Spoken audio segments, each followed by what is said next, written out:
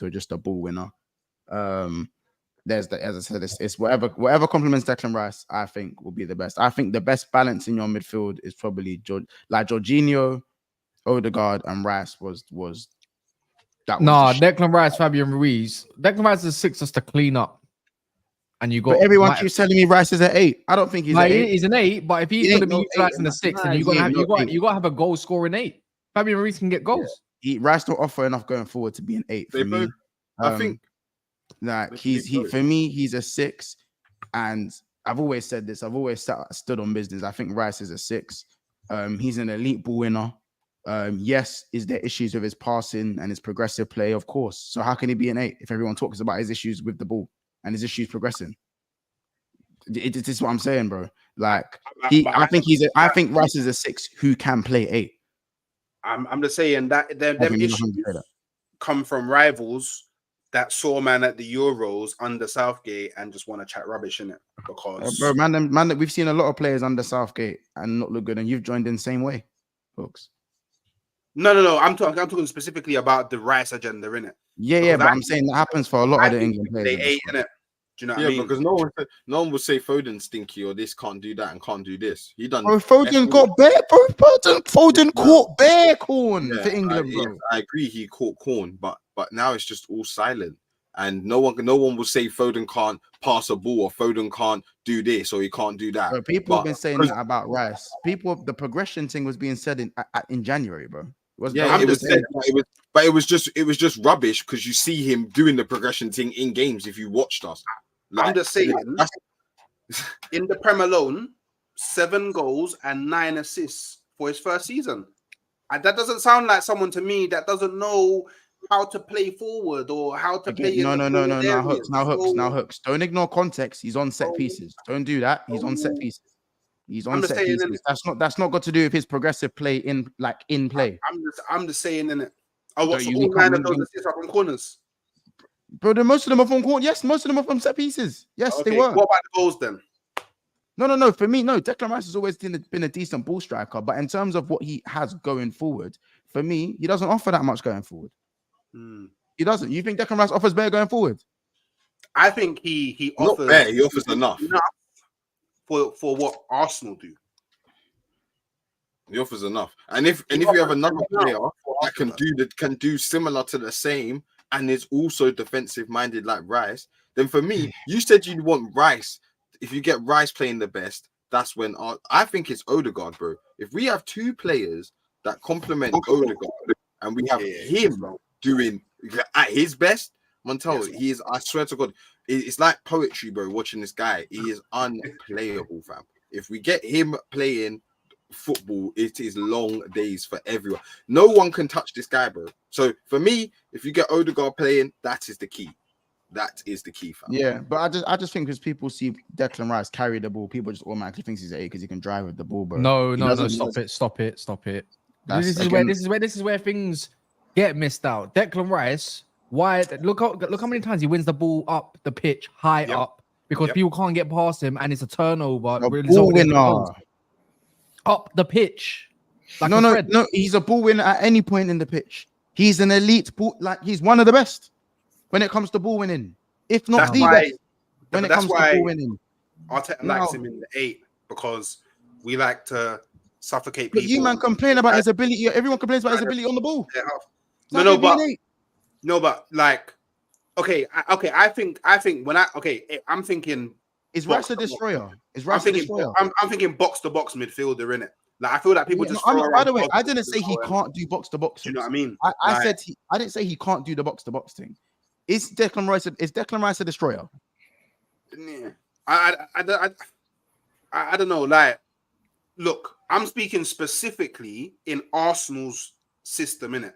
So if he plays in the 6, and does what he does, winning the ball high up the pitch, then that leaves a massive gap if we do get the break. Do you know what I mean? That's why. And because we like to suffocate people inside of their half of the pitch, this is why for me, I guess from a formation perspective, it makes sense to have Declan Rice in the 8 because then he can do the running up and down the pitch and trying to win the ball high up and be a presence in the box on the attack and all of that stuff without actually really that was sick or that I'm the main guy defensively in it. I just think because Rice is a little bit slower than others in the first phase of play. They say all of a sudden he's not a 6. When we associate 6s with winning the ball and being combative and being destroyers, which is what Declan Rice excels in. Now, Arsenal's first phase of play, you don't have to be lightning quick on the half turn, in my opinion, because Arsenal have a lot of the ball anyway. More often than not, Arsenal are going to have more of the ball than you. So that deficiency of Declan Rice that he gets exposed at for England doesn't get exposed under Arteta. He handles that very well. That's one thing Arteta's done very well is hide deficiencies. And that's a lot of the best managers can do that. That's what you're meant to. That's what the best managers do. So when we're talking about Declan Rice in that first phase, unless you are a ball playing, dictating 6, because we have loads of those. Jorginho, deep line playmaker in the 6 role. Yes, Rice isn't one of them. He's a ball winner. I just think he's a ball winner, and he's kind of like Kante, where I think he's, if anything, what I can agree with is that he's definitely a hybrid of both. He's a hybrid of both. I think in Arteta's system, he can excel in the 6, 100%. And there's a reason why Arteta brought Jorginho in, because Rice wasn't being progressive enough. And that's fine, because sometimes if you just have someone that wins the ball, that is more than enough, you know. A world-class ball winner in your team is crucial to sustainability in your midfield. And especially if all you need to do is win the ball, pass it sideways, give it to Jorginho, sprays it through the lines. Calm. It worked.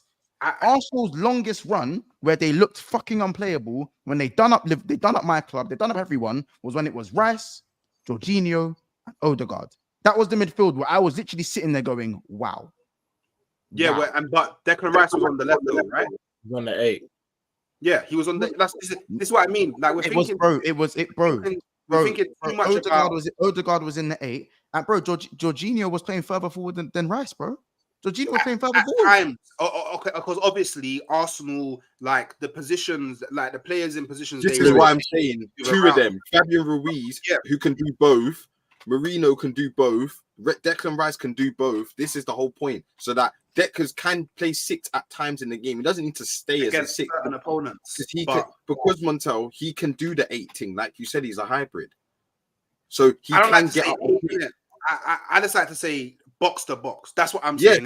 His whole career there at West Ham as well, bro. It's just like, but West Ham played at West Ham because obviously when Arteta laid out the project to Rice, he went, okay, this is how I see you developing. So it doesn't matter what he did at West Ham. And I don't know why we're using that as a barometer, because Arsenal play completely different. That's fine. He's played as a 6 majority of the time at Arsenal, by the way. So that doesn't make sense. But I hear what you mean. Listen, it depends. As I said, it depends on how you complement Rice. Yes, Odegaard needs to get that freedom, but that midfield argument for me, I just feel like the whole Rice thing that we have going on. For me, I feel like Arteta hides his deficiencies well enough for him to be playing the 6. It just depends who he has next to him. So if you do bring in a Marino, younger version of Jorginho, is what people are saying. I hear it. I think Fabian Ruiz is probably the better footballer, the more accomplished, probably better going forward. But does that mix in with what Odegaard's doing? I don't know. Nevertheless, I think Ruiz is a very good player. And if Arsenal do go and get him, is that the issues to your left centre mid solved?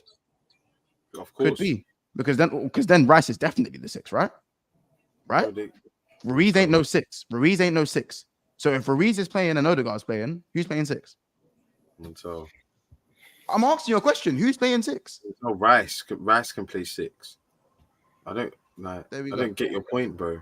I don't understand the point in it, because I'm telling you, the way Arsenal and Arteta wants to play, it makes more sense for Rice to not be in the 6. And Arteta realized this past January. It makes more sense for him to be the 8, because he is someone who's really good at winning the ball back, and we like to suffocate people in their half. So it makes sense to have someone who is really good at intercepting and winning the ball back, playing higher up the pitch. So when we do lose the ball, we can get it back pretty much immediately. And he doesn't have to be the last line of defense. So when he's doing that, we're left bare open and there's bare space.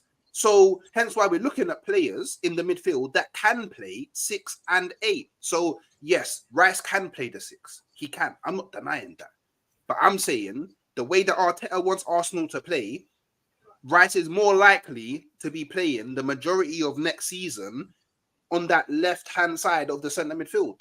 I don't understand what's so difficult. So you spent 100 M's. So you spent 100 M's on a 6. You can't play 6. Well enough. We spent 100 M's. Yes, he wins. Yes, we spent 100 M's on a midfielder that can play the 6 and the 8. Hello, what are we doing? All right. Okay. What are we? Okay, just maybe at your club, your players can only play one position in it. Maybe, but at my club, that's a lie. Because I have multiple players that can play a different position. Because you've seen McAllister play 6. So why do you understand it for your club, but not for Rice? Wait, Montel, say that again. Even though McAllister can play 6, I don't want him playing there because he's better in the 8. Montel, he played shit in the 6. He didn't play shit in the 6. Again, he didn't play shit in the 6. Montel, he started badly. You just had to fit. Bro, these man were berating him. How many man would get onto McAllister? He started poorly. He started poorly. So Montel, my point being, he's not a 6. He can fill in there, but he's not good there.